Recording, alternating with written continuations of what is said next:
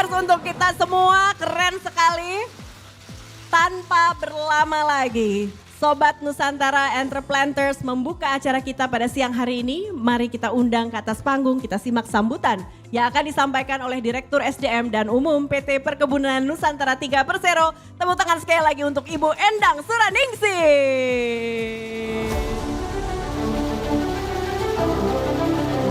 Welcome Ibu, selamat datang di panggung kami, silakan. Assalamualaikum warahmatullahi wabarakatuh. Waalaikumsalam warahmatullahi wabarakatuh. Semangat pagi. Pagi. Baru 50%. Mungkin karena berapa jam lagi kita berbuka ya. Tapi saya akan coba sapa sekali lagi. Hanya yang paling penting adalah meskipun siang, dan ini sudah mendekati berapa jam lagi ya kita akan buka ya. Tapi tetap harus menebarkan senyum sebagai semangat untuk memulai sesi pada siang hari ini ya. Oke, semangat pagi. Pagi. Luar biasa.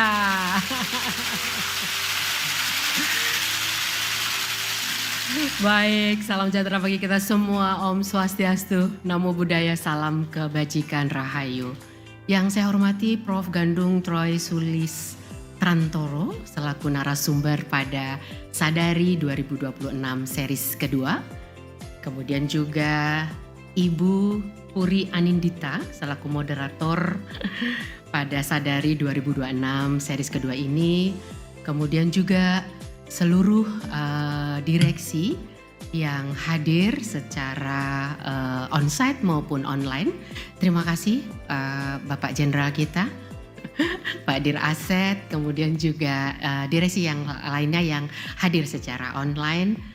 Begitu juga seluruh Bapak Ibu Kepala Divisi, Kepala Bagian ataupun direksi subsidiaries PT Perkebunan Nusantara Group, serta tentu seluruh insan Nusantara Entreplanters yang hadir secara onsite maupun yang melalui platform daring. Karena hari ini secara hybrid kita bisa menyelenggarakan Sadari tahun 2026 series kedua dengan tema mengukur risiko dalam angka, profitabilitas, dampak serta implikasinya terhadap keputusan bisnis. Pergerakan harga komoditas global menjadi semakin volatile, tekanan biaya produksi terus tentu menyesuaikan, kemudian perubahan iklim mempengaruhi juga produktivitas sektor perkebunan. Kalau beberapa waktu yang lalu di 2025 seperti misalnya komoditas semusim kita, tebu, harus menghadapi iklim basah, namun di tahun ini nampaknya sudah lebih baik iklim basah dibandingkan dengan tahun 2025. Iklim ini banyak sekali anomali yang perlu dikelola resikonya. Demikian juga dinamika geopolitik global turut memberikan tekanan ataupun implikasi terhadap supply chain serta stabilitas pasar. Tentu setiap hari kita mengikuti pergerakan ataupun news terkait dengan apa yang terjadi di Timur Tengah dan bagaimana implikasinya terhadap bisnis kita. Dengan pemahaman yang semakin baik dan semakin tepat mengenai resiko, perusahaan akan memiliki landasan yang lebih kuat dalam proses pengambilan keputusan. Tentu dalam kerangka menjaga keberlanjutan usaha ataupun business sustainability serta menciptakan nilai bagi seluruh stakeholders ataupun pemangku kepentingan. Kita berikan clapper paling semangat untuk Profesor Dr. Insinyur Gandung Troy Sulistiantoro, Master of Science. Kami persilakan.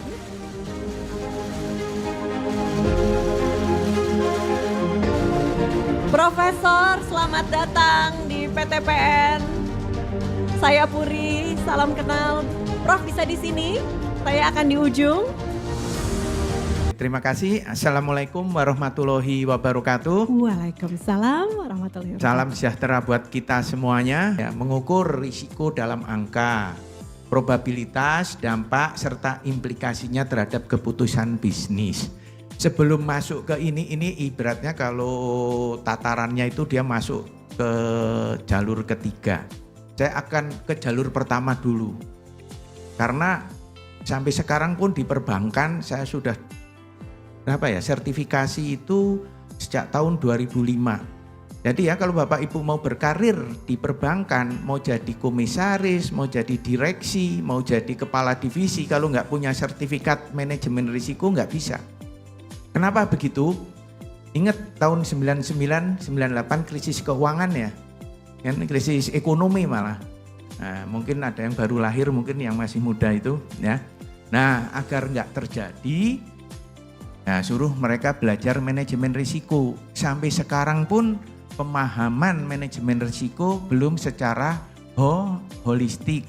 Nah, kebetulan kita juga di asosiasi IRPA ini pengantar bahwa IRPA ini bebas, Indonesian Risk Professional Association, itu individu yang tertarik ke bidang manajemen risiko. Karena Anda ini di BUMN, berarti aturannya dulu peraturan Permen BUMN nomor 3. Nah, berubah lagi ada Danantara. Danantara bikin aturan juga mengenai manajemen risiko. Di sisi lain ada best practices manajemen risiko yang dianut di seluruh dunia. Nah, kita akan menggabungkan 3 ini gimana sih, bukan mempertentangkan perbedaan, tapi kita ingin menyamakan. Oh, jadi kita tahu nih posisinya di mana. Jadi yang jelas Anda terikat 2 by regulator. Anda memenuhi manajemen risiko yang belum dicabut, yaitu oleh BP, BUMN, sama siapa? Danantara, yang masing-masing ada beda, ada sama. Di sisi lain ini loh yang benernya sebenarnya. Nah, ya. Jadi kita ingin menggambarkan ini dulu, baru nanti masuk ke pengukuran supaya nggak salah arah. Kalau masuk ke pengukuran, wah, ujungnya aja udah tersesat, apalagi nanti begitu ya. Untuk mencapai tujuan profit dan sustainable itu cuma kita lihat 3 hal. Produk PTPN 3 itu apa? Produk untuk mencapai laba. Selain produk, dia juga jualan jasa. Ada jasanya nggak PTPN 3? Ada nggak jasa yang dijual? Saya nanya kemarin ada LPP ya, LPP Agro kan jual jasa. Nah, untuk produk dan jasa ini adalah aktivitas PTPN 3. Nah, ini pengukuran nih yang diminta nih. Jadi pengukuran risiko itu kita bagi 2, bisa kualitatif, bisa kuantitatif. Karena kadang ada risiko yang susah diukur. Ya. Ada key performance indicator dan disuruh bikin risk appetite framework. Risk appetite framework juga sama. Itu diambil dari Basel. Ya. Konsep risk appetite framework dari Basel. ISO nggak ada, COSO itu cuma ada risk appetite. Risk appetite merupakan tingkat dan cakupan risiko yang bersedia. Risk toleran tingkat ini, risk limit adalah batasan risiko, risk profile adalah risiko sisa yang bisa ditampung. Nah, risk profile yaitu tadi risiko sisanya berapa. Ini contoh-contoh aja yang operasional. Terus, nah ini sesuai pesanan. Nah, kita cuma singgung 4 ya. Tujuan, memahami pentingnya mengukur peluang dan dampak risiko dalam konteks bisnis perkebunan. Nah, jadi kita berangkat dari event race. Ini sudah ada berapa? 10 top 10 yang